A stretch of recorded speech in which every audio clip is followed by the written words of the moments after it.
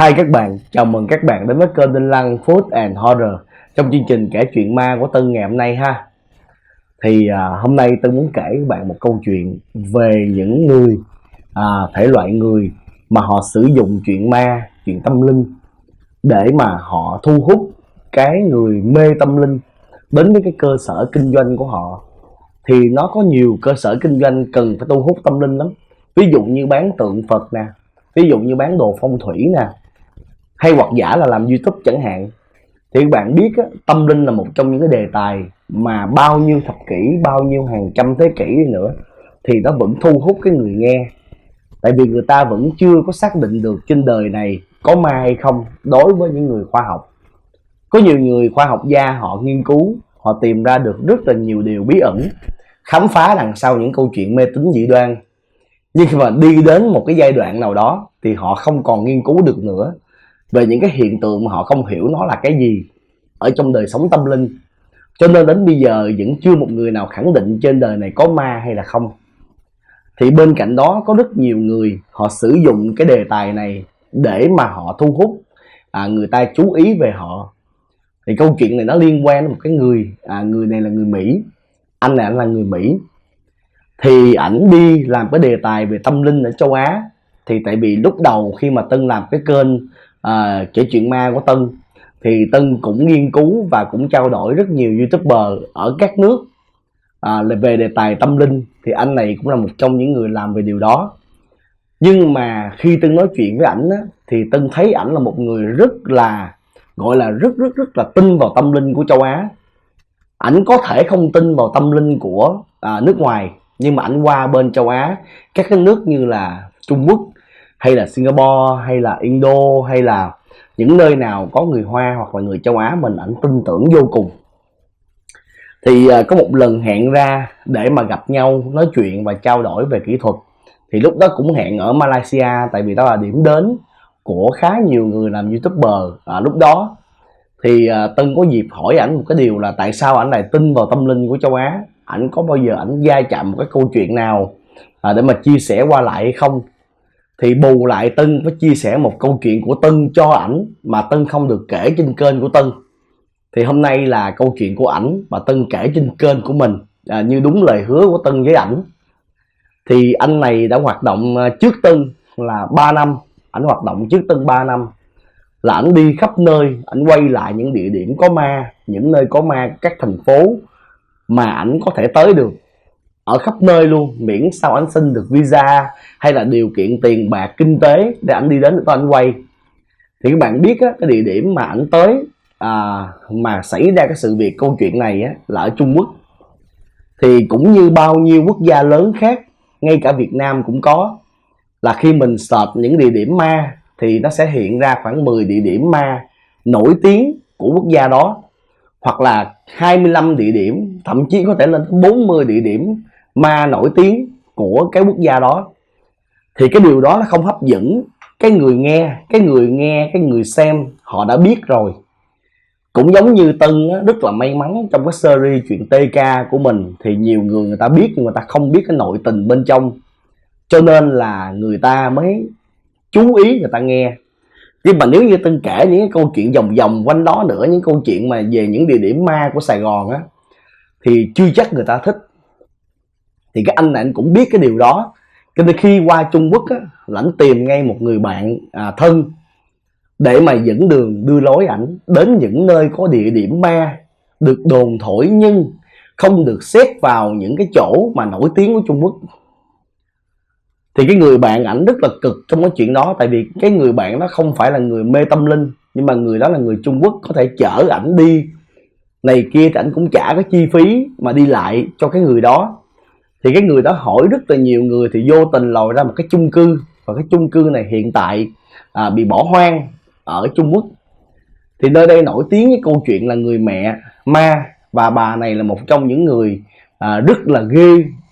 Thì cái anh người Mỹ của mình anh mới hỏi là ghê như thế nào, nó có hiện tượng gì, đã bao nhiêu người bị bả và giết hay là thấy bả hay là như thế nào. Thì cái câu chuyện là bà này trước đây bả là một trong những cái người đứng ra để mà biểu tình chống lại một cái chuyện, đó là chính phủ của Trung Quốc họ muốn giải tỏa cái khu chung cư này để xây lên một cái khu đô thị cao cấp. Thì nó cũng giống như những cái vụ ở Việt Nam mình, cái chuyện đó là chuyện bình thường. Khi một thành phố muốn phát triển thì họ phải bỏ đi những cái tòa nhà cũ nguy hiểm, cho nên là họ phải bỏ để họ xây lại cho những cái khu đô thị lớn hơn. Thì cái bà này là bà đứng ra, bà tổ chức cái buổi biểu tình, nhưng mà sau nhiều lần biểu tình với chính phủ Trung Quốc không được thì là bà bị cưỡng chế. Nhưng mà bà không cho người ta bước vào trong nhà của bà để mà đập phá. Thì lúc đầu rất là nhiều người ở cái khu này họ cũng theo bả, tại vì họ sống ở đây cũng lâu năm rồi, và họ theo bả là vì họ nghĩ rằng là cái chuyện đó là cái chuyện mà chính phủ o ép, chính phủ Trung Quốc o ép. Nhưng mà đến cái ngày mà xảy ra cưỡng chế thì nó có một cái chuyện rất là khủng khiếp xảy ra, là bà này bả không có thể nào mà bả có thể gây áp lực cái chính phủ và cũng như là cái cơ quan chức năng của Trung Quốc. Họ bắt đầu họ cưỡng chế và họ đưa cơ động vào để mà họ bắt bà này. Thì trước cái tình thế đó thì tự nhiên bà cầm dao, bà tự cắt lưỡi mình, bà tự cắt lưỡi mình, rồi bà ăn cái lưỡi đó, rồi bà tự móc mắt mình, bà tự ăn con mắt đó trước sự chứng kiến của rất là nhiều người thuộc hai phe, phe của bả và phe cưỡng chế. Rồi bà tự lấy dao á, bà rạch bụng, bà cắt cổ bả.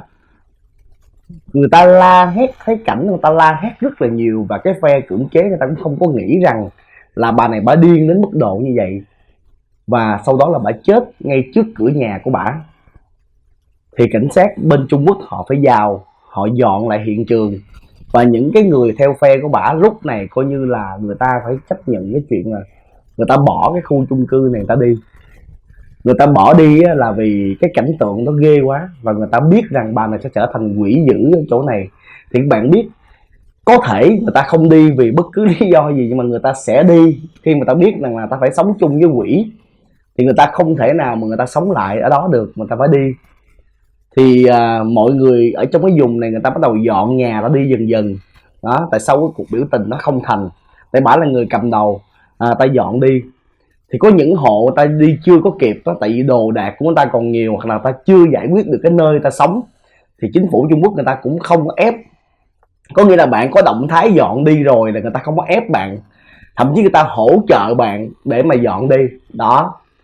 Thì họ chứng kiến thêm một chuyện kinh khủng nữa, là khi mà những cái người bên chính quyền Trung Quốc họ vô, họ đập cái nhà của bả, họ đào cái nền đất bả lên, thì ở dưới cái nền đất của bả đó, nó không phải là cái nền xi măng cứng như bao nhiêu nhà khác, mà nó lại rất là bủng, giống như bả đã cào xới ở trong đó từ rất là lâu rồi. Và khi đào lên là trong đó có rất nhiều sọ của trẻ em, của động vật, có của động vật như là chó, mèo, và của trẻ em ở trong đó. Thì mới phát hiện ra bà này là một trong những cái người mà nuôi quỷ linh nhi, nhưng mà là bà đi lụm hay bà đi xin hay bằng cách nào đó, bà bắt những trẻ em này để bà lấy cái đầu, còn cái mình ở đâu thì không ai biết. Thì từ sau cái chuyện đó, cái chung cư này trở nên thành chung cư bỏ hoang, vì cái tập đoàn định vào đây để mà đầu tư họ cũng không dám đầu tư luôn. Thì cái khu đô thị cao cấp đó cũng không được xây lên luôn. Tại vì nếu như một mình bà đó thì người ta có thể giải quyết rất là đơn giản, kêu thầy về chứng nghiệm. Nhưng mà nó liên quan đến rất là nhiều sinh mạng của những trẻ em nằm ở dưới căn nhà của bà. Cho nên rằng là cái chủ đầu tư cho cái dự án đó, người ta không dám đầu tư nữa, tại vì người ta biết chắc là không ai ở. Tại câu chuyện nó rúng động ở Trung Quốc, cái câu chuyện ở cái tỉnh đó. Thì khi mà cái anh người Mỹ của Tân họ nghe được cái chuyện đó, ổng rất là hào hứng. Ổng nói rằng ok, quá good, một câu chuyện khủng khiếp. Ổng sẽ tới đây và ổng sẽ ở thử cái căn nhà của bà này. Tại vì người ta đâu có đập nữa, người ta để nguyên cái chung cư bỏ hoang đó luôn, người ta không có đập, người ta cũng không có giải tỏa nó, cũng không ai xây khu đô thị. Thì dần dần cái quanh khu vực đó nó trở nên là héo úa, tàn lụi. Thì ổng vô ổng ở, thì người bạn mới nói rằng là mày có cần suy nghĩ kỹ không, hay là mày chỉ nên kể lại câu chuyện này rồi mày quay sơ sơ rồi qua các cái phòng vào buổi sáng hoặc buổi chiều. Tại vì buổi tối á, là những người quanh cái khu vực này người ta đều rất là sợ. Ngay cả những cái người mà đi tuần ở đây á, là người ta cũng sợ, người ta đi ngang đi rất là nhanh. Thì cái ông người Mỹ mới hỏi rằng là sợ là như thế nào. phải có cái gì để mà sợ là bả hiện ra hay là sao. Thì cái người Trung Quốc đó mới nói là thì chút nữa đi tới cái chỗ đó thì sẽ xin cái bảo vệ của cái vùng đó, là cũng có bảo vệ canh đàng hoàng, là trả chút tiền để vô trong đó để mà quay. Thì hỏi luôn là có chuyện gì, thì khi mà tới đó, bảo vệ mới nói rằng là bà này bà xuất hiện bất cứ lúc nào, chứ không phải là 12 giờ đêm hay là đêm xuống, có thể ban ngày ban mặt bà vẫn xuất hiện bất cứ lúc nào. Mà nghe nhiều người vô quay ma ở đây đó, có nhiều người vô đó để quay ma, người Trung Quốc có, họ cũng đi tò mò, họ quay họ phát lên kênh của họ, hay là họ quay họ phát lên cái trang web của họ, thì họ thấy bà này xuất hiện nhiều hình dáng khác nhau. Có người nói là bà chỉ có nửa người và bay lơ lửng trong không trung và báo nhiễu trên hành lang. Có người nói là bà cầm một cái lưỡi và một con mắt ở hai tay rồi bà bay đến mình. Có người nói là bà chỉ có cái đầu thôi, bà không có cái mình, bà bay lơ lửng ở trong nhà của bà. Rồi lại có người nói là bà sẽ ăn thịt tất cả những cái gì trên cơ thể của bà. Nếu mình nhìn thấy bà cầm lưỡi bà nhai, cầm mắt bà lột lỗ tai bà nhai, đó rất là ghê rợn. Thì thằng Mỹ này nó nói là chuyện đó không bao giờ có thật. Nó nói là tôi đi làm chuyện tâm linh ở nhiều nơi rồi, thậm chí tôi phải giả bộ như là bị ma cào, hay là tôi phải giả bộ như là bị này bị kia, chứ còn cái chuyện mà tôi gặp ma đến giờ này là không bao giờ có. Mà nó cũng khẳng định với Tân lúc đó cũng vậy luôn. Nó nói với Tân rằng là nó đi quay rất là nhiều rồi, có những trường hợp nó phải giả bộ nó cào, nó chỉ là những vết thương giả thôi. Nó mua những cái kẹo cái đồ dán của Mỹ á, nó dán lên tay, nó giả bộ để mà câu cái lượt view, chứ còn cái chuyện mà gặp một cái linh hồn thực sự thì chưa bao giờ. Đó thì cái ông bảo vệ ở đó lại nói tiếp là đôi khi lại nghe cái tiếng mà nó hát ở trong cái chỗ đó, nó hát trong chỗ đó rồi nó rên la gì đó. Thì cái thằng này nó Mỹ nó hào hứng quá đó, mình nó mới khẳng định một điều rằng là trước đó, trước khi mà nó tin vào chuyện ma đó, là nó đi vào trong những cái chỗ ma nó quay là vì một mục đích thôi, là câu like và câu view, chứ còn nó không tin trên đời này có ma quỷ. Nhưng mà vì con người thích cái chuyện đó cho nên nó quay về những chuyện đó để nó câu like và kênh nó phát triển. Thì bây giờ cũng y như vậy thôi, nó chấp nhận nó trả tiền cho người bảo vệ này để nó ngủ lại ở trong cái nhà của bà đó. Nó kêu bảo vệ chỉ nhà bà đó số mấy, nó vô nó ngủ lại, nó chuẩn bị than lửa rồi nó đốt, nó làm đồ ăn để mà nó ăn ở trong đó luôn. Thì cái người bạn cũng như người bảo vệ chỉ lấy tiền vô tham quan thôi, ngủ lại hay không là chuyện của con này, bảo vệ không lấy tiền. Nhưng mà bảo vệ bỏ về sau 5 giờ là không ai ở đó. Còn cái người bạn Trung Quốc mà chở nó đi á thì cũng về, chứ nó đâu có ở lại, không có ai dám ở lại đâu. Thì có con Mỹ nó ở lại thôi. Thì nó ở lại thì nó mới quay bằng cái máy cảm biến ban đêm á, mà các bạn thường thấy có màu xanh lá đó, là tại vì thực sự ra bạn không thể nào mà cắm một cái cục pin và mở đèn xuyên đêm được, tại đèn nó có giới hạn pin á, nó sẽ giống như là nó sẽ bị gọi là hết pin thì không có đèn, cho nên phải sử dụng những cái máy chuyên dụng quay ban đêm thì nó sẽ có màu xanh lá. Thì nó cũng mở những cái máy lên, nó ngồi và nó bắt đầu nó nói chuyện, nói chuyện hiện tại đang ở trong một cái căn nhà như vậy, và nó kể về cái người đàn bà đó y chang những cái gì mà nó được nghe. Thì khi nó ngồi nó quay như vậy đó, thì đến 12 giờ đêm, thì nó nói là 12 giờ đêm mà nó cũng không thấy gì. Sau đó nó mới nằm nó ngủ.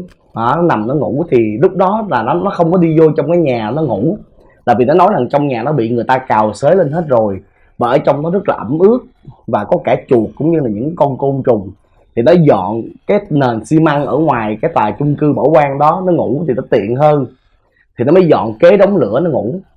Nó ngủ thì đêm đó nó nằm mơ nha, nó nằm mơ, nó chưa thấy thiệt, nó nằm mơ nó thấy bà đó là bả đang bay lơ lửng như cái hành lang, bà đang bay lơ lửng trên cái hành lang và bà bồng trên người một đứa bé, bà bay lơ lửng. Thì nó thấy như vậy á, nó kêu bả, ở trong mơ mà nó đâu có sợ, nó mới kêu bả, muốn nói chuyện với bả đó. Thì không hiểu lý do tại sao lúc đó nó lại hiểu cái tiếng nói của bả. Thì thực sự trong thế giới tâm linh đó các bạn, ma có thể truyền âm nói chuyện với bạn, không cần biết bạn là người nước nào. Một khi nó đã muốn nói chuyện với bạn là nó nói được. chứ không phải ma người này là không nói chuyện được với người Tây đâu, nó vẫn có thể truyền âm nó cho bạn thấy. Đó, thì nó nhìn thấy cái ông thằng Mỹ đó, nó nhìn thấy bả đang bay và bồng trên tay một đứa bé đang khóc và bả đang ru nó. Đó, và trong giấc mơ nó nhìn thấy một cái viễn cảnh khác những gì mà người ta kể. Có nghĩa là bả từng có một người chồng và bả cũng từng có một đứa con. Bả từng có một người chồng và từng có một đứa con, nhưng mà chồng của bả đó say xỉn sau đó là đập đứa con chết, cho nên bả đâm ra bị tâm thần bả điên. Bả tâm thần bả điên, bả hay đi nhặt xác của những đứa bé mà bị người ta bỏ, hay bả làm như cách nào đó trong những cái bệnh viện, bả đem được những cái xác đó ra ngoài, và không hiểu sao bả giục cái mình ở đâu thì không ai biết, nhưng mà bả chỉ lấy cái đầu của đứa bé thôi, bả chôn ở dưới nền xi măng nhà bả. Thì đó là những gì mà thằng Mỹ nó thấy trong mơ. Thì khi nó thấy cái đầu em bé bị chôn ở trong nền xi măng, nó quá sợ, nó mới giật mình, nó tỉnh dậy. Nó giật mình, nó tỉnh dậy thì nó phát hiện cái máy camera của nó hết pin. Camera hết pin, không hoạt động từ lâu rồi, còn cái nhóm lửa vẫn còn. Thì nó mới thở phào, nó là đây chỉ là một giấc mơ. Tại vì buổi chiều nó nghe quá nhiều về cái người đàn bà này, cho nên là nó mơ là chuyện bình thường. Nó cũng như bao nhiêu lần nó nghe những câu chuyện ấn tượng khác ở những quốc gia khác, thì nó mới thở phào, nó mới thở mạnh ra một cái, giống như là giống như vậy đó. Thì nó nghe tiếng thở khác ở đằng sau lưng nó mới bực, nó mới quay ngược lại, nó nhìn thì nó thấy bà này đang bò tới nó. Bà đang bò tới nó mà thân hình không toàn diện, mắt thì bị lồi, lưỡi còn nằm trong miệng nhưng mà bị giống như là bị đứt. Bà bò tới nó, bà cười, mà cái giọng cười nó rất là ai oán, mà nó sợ vô cùng, nó sợ, nó hoảng, mà nó thật sự là nó tè trong quần luôn các bạn, gọi là tè trong quần luôn á. Nó mới đứng lên, nó bỏ, nó chạy, và nó bỏ hoàn toàn thiết bị nó ở đó. Nhưng mà nó không hiểu lý do tại sao nó chạy rất lẹ, nhưng mà nó vẫn chỉ chạy vòng vòng quanh cái chung cư đó thôi, chứ nó không thể chạy ra được cái hướng của ông bảo vệ hồi sáng để mà đi ra khỏi vùng đó. Mà nó chạy hoài như vậy á, nó không thể nào đi ra được, cho đến khi nó thấy ánh đèn thì nó hét lớn lên. Nó la thật lớn, thì là hai cái người cảnh sát đi tuần ở khu vực đó họ thấy, và họ hỏi nó bị cái gì. Thì nó nói là ở trong đó nó gặp một người đàn bà trong câu chuyện như vậy đó. Thì hai người cảnh sát nó đúng ra là phải chở nó đi vào trong đó để mà xem xét cái tình hình, cũng như lấy lại cái tài sản là máy quay cũng như những cái vật dụng nó mang tới. Nhưng mà hai người cảnh sát này là chở nó đi về đồn luôn, chứ không dám vô trong đó mà chở về đồn luôn. Thì khi mà nó hỏi là tại sao không vòng vô trong đó để lấy đồ, thì hai người cảnh sát Trung Quốc mới nói rằng là cậu cũng hiểu tại sao mà, những cái gì mà cậu nhìn thấy là sự thật, và chúng tôi đã không dám khai thác khu vực này. Tại sao cậu lại vào trong đó mà bảo vệ không nói cho cậu biết rằng là trong đó có nguy hiểm hay sao? Đó, thì hai cái người cảnh sát đó thường xuyên đi tuần quanh khu vực này, cũng thường xuyên thấy bà này, chứ không phải là họ không thấy, họ thường xuyên thấy. Nhưng mà vì họ cũng có dán bùa ở ngoài xe nữa các bạn, thậm chí là bỏ bùa trong người của mình nữa, những cái lá bùa bình an mà xin ở trong đền Ngọc Hoàng, hay là xin ở bất cứ nơi nào đó, những cái miếu cái đình của người Trung Quốc á. Cho nên là họ bình an, họ đi tuần qua đây thôi, mà mỗi lần đi qua họ đi rất là nhanh. Nhưng rất là may mắn làm sao đó, lần hôm đó là họ thấy được cái ông người Mỹ này, thằng người Mỹ này. Thì sau khi về bên đó thì sáng hôm sau là có người đưa nó vòng trở lại nơi đó để lấy thiết bị. Thì thiết bị vẫn nằm yên nguyên, vỏ rồi mọi thứ yên nguyên, cái đám lửa vẫn cháy tàn, cháy riu riu, chứ cũng không ai đụng vô gì hết. Nhưng mà những cái lớp bò trường của bà đó mà nó nhìn thấy hay vết máu thì hoàn toàn không có. Thì nó mới dọn cái ba lô của nó, nó dọn hết tất cả mọi thứ vào. Thì nó bay về lại Mỹ, thì nó mới xả cái sụt đó ra, trên máy tính thì nó coi. Thì đúng ra đó, đáng lẽ đúng ra là cái lúc mà cái máy hết pin đó là không quay được nữa, đúng không? Máy hết pin là không quay được, nhưng mà cái máy nó lại quay được toàn bộ cái giấc mơ mà nó mơ là bà này có bồng một đứa bé bay ngang hành lang của chung cư. Đến khi nó bật dậy thì cái máy hết pin từ bao giờ. Còn cái hình ảnh nó thấy thật sự ngoài đời bả đang bò tới thì máy quay không quay được. Đó, thì nó định post cái đoạn clip đó lên trên video của mình, nhưng mà nhiều lần post đều bị hư và không được, thì nó mới tin vào cái chuyện tâm linh là có thật. Dù cho ở bất cứ quốc gia nào, nhưng mà bạn có sở hữu hình ảnh hay là bất cứ gì của con ma đó, nó muốn thì bạn mới có thể sử dụng, còn nếu nó không muốn thì cũng không thể nào mà xài tới được. Và cái điều này Tân đã gặp rồi chứ không phải là chưa gặp, gặp ngay tại căn phòng Tân đang kể chuyện. Khi mà Tân kể trên cái gimbal, ngày xưa là kể những cái gimbal, Tân kể cái câu chuyện đó rất là nhiều lần, nhưng mà đến cái giai đoạn ghê nhất thì cái gimbal nó tự động nó lắc. Cái điều này là điều không thể xảy ra đối với gimbal Roninets, rất là đáng sợ đó mấy bạn, không phải đơn giản về chuyện tâm linh đâu. Thì thằng Mỹ đó nó tin hoàn toàn vào chuyện đó và bắt đầu nó nghiêm túc trong vấn đề nó đi tìm hiểu về những vấn đề về những câu chuyện tâm linh ở các nước châu Á. Thì Tân nó đã có dịp gặp mặt với nhau, và cái buổi gặp mặt đó cũng có nhiều YouTuber khác cũng làm về vấn đề tâm linh. Ấn Độ có, Trung Quốc có, nước này nước kia đều có, và họ đều có những câu chuyện của riêng họ. Nhưng mà riêng câu chuyện này là Tân với nó trao đổi với nhau, nó sẽ kể một câu chuyện của Tân và Tân sẽ kể một câu chuyện của nó trên kênh của Tân. Thì lúc đó Tân hứa khi nào Tân đạt được 100.000 subscribe trở lên thì Tân mới kể câu chuyện của nó. Thì hôm nay Tân kể. Các bạn thấy như thế nào về câu chuyện này thì cho Tân biết trong phần bình luận. Nếu thích thì nhớ like, share và subscribe để kênh YouTube của Tân ngày càng lớn mạnh hơn nữa nha. Bây giờ thì bye bye, hẹn gặp lại các bạn với câu chuyện ma của 5 giờ chiều mai. Bye bye.